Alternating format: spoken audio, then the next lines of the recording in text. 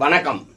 அதாவது நீங்க தொழில்முறை ஜோதிடரா இருந்தா இல்ல ஜோதிடம் உங்களுக்கு பிடிக்கும்னா எங்களுடைய சேனலை சப்ஸ்கிரைப் பண்ணிக்கோங்க. எங்களுடைய வீடியோக்கள் அப்படிங்கிறது ஒரு பரிபூரணமான ஜோதிட அறிவை தரும் அப்படிங்கறத சொல்லிட்டு, ராகு கேது அப்படின்னா என்ன, அதை பத்தி ஒரு சின்ன விளக்கம் பார்த்துடலாம். முதல்ல ராகு அப்படின்னா என்ன, கேதுனா என்ன அப்படின்னு தெரிஞ்சுக்கிறதுக்கு முன்னாடி, ராகு கேது ரெண்டுமே ஒரே கிரகம் தான்.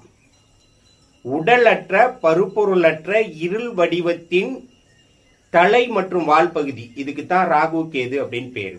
ரெண்டுமே ஒரே கிரகம் தான். இதுல ராகு அப்படிங்கிற கிரகத்தை பத்தி என்ன சொல்றாங்க அப்படிங்கறது ஒரு விளக்கத்தை பார்த்துக்கலாம். ராகுவ ஜோதிட மூல நூல்கள் என்ன சொல்லுதுன்னா கரும்பாம்பு அப்படின்னு சொல்லுது. என்ன சொல்லுது? கரும்பாம்பு அப்படின்னு சொல்லுது. கரும்பாம்பு அதாவது கருப்பு நிற கிரகம். அதற்கான விளக்கம் என்னன்னா, இந்த ராகுங்கிற கிரகத்துக்கான உடல் வடிவம் என்ன சொல்றாங்கன்னா, நள்ளிரவு 12 மணி அளவில் எதிரே வரக்கூடியவர் தெரியாத அளவிற்கு மிக கடுமையான இருளுக்கு தான் ராகுன் பேரு. மிக கடுமையான இருளுக்கு தான் ராகுன் பேரு.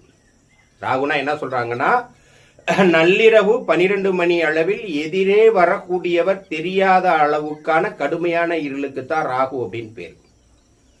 உடலற்ற பருப்பொருளற்ற இருள் வடிவங்களுக்கு ராகு கேதுன்னு பேரு.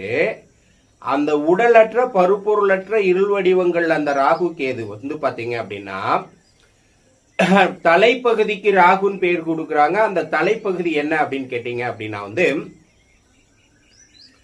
நள்ளிரவு 12 மணிக்கு சமமான இருள் அப்படின்னு சொல்லிட்டாங்க. அப்ப வால் பகுதி எப்படி வேலை செய்யுது அப்படின்னா, அந்த வால் பகுதியை செம்பாம்புன்னு சொல்றாங்க. என்ன சொல்றாங்க?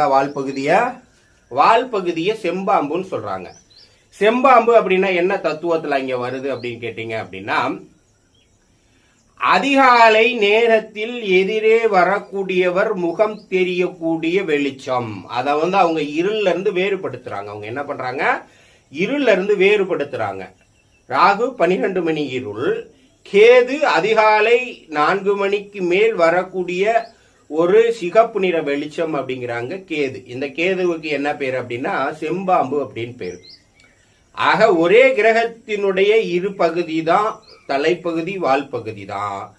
ஆனா 2 கிரகத்துக்கான ஒளித்தன்மை மாறுது அப்படிங்கறதுனால இந்த 2 கிரகத்துக்கான செயல்பாட்டு தத்துவமும் ஜோதிடத்தில் மாறும்.